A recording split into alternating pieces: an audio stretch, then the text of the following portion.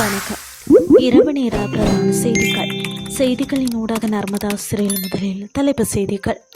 இலங்கையில் டெங்கு பாதிப்பு அதிகரிப்பு, சுகாதாரத்துறையின் அவசர எச்சரிக்கை.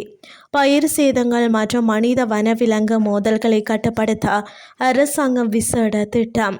தெஹ்ரானில் நடுக்கத்தை ஏற்படுத்திய பாரிய வெடிப்பு சத்தங்கள், பதற்றத்தில் மக்கள்.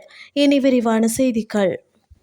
இலங்கையில் டெங்கு நோயின் தாக்கம் மீண்டும் அதிகரித்து வருவதாக தேசிய டெங்கு ஒழிப்பு பிரிவு தெரிவித்துள்ளது.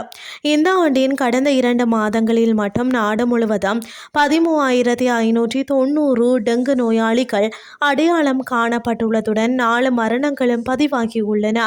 இதேவேளை நேற்றைய தினம் வரையிலான தரவுகளின்படி மொத்த நோயாளிகளின் எண்ணிக்கை 13,943 அதிகரித்துள்ளது.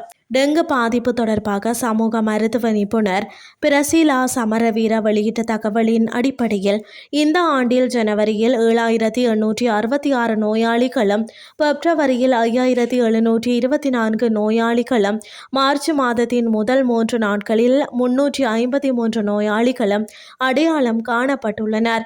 இதேவேளை பாதிக்கப்பட்டவர்களில் 50.6% மேல் மாகாணத்தை சேர்ந்தவர்கள் என்பது குறிப்பிடத்தக்கது. இதேவேளை கொழும்பு, கம்பகா, மாத்தறை ஆகிய மாவட்டங்களிலும் டெங்கு நோயாளிகள் பரவல் அதிகரித்துள்ளதாக சுகாதார அதிகாரிகள் சுட்டிக்காட்டியுள்ளனர். வனவிலங்குகளால் விவசாய நிலங்களுக்கு ஏற்படும் பாதிப்புகள் மற்றும் மனித வனவிலங்கு மோதல்களை கட்டுப்படுத்த அரசாங்கம் விரிவான வேலை திட்டம் ஒன்றை ஆரம்பித்துள்ளதாக அமைச்சரவை பேச்சாளர் அமைச்சர் நலிந்த ஜேதிச தெரிவித்துள்ளார்.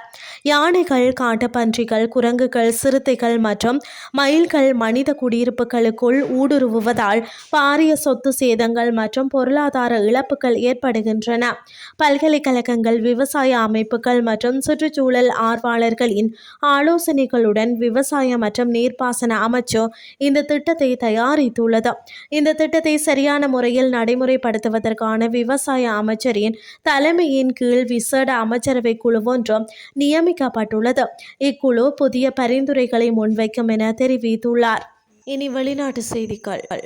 ஈரானின் தலைநகர் தெஹ்ரானின் கிழக்கு பகுதியில் இன்று காலை மிக பலத்த வெடிப்பு சத்தங்கள் கேட்டுள்ளதாக ஈரானின் தஸ்னீம் செய்தி சேவை அறிவித்துள்ளது.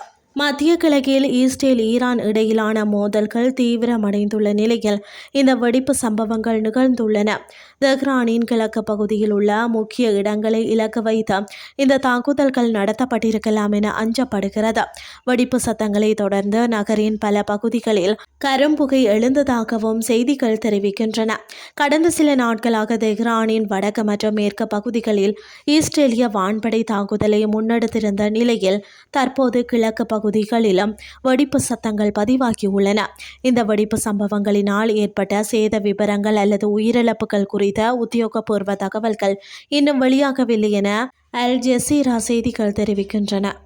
இத்துடன் செய்திகள் யாவும் நிறைவடைகின்றது. அடுத்து காலை 8:30 எதிர்பாருங்கள். நன்றி.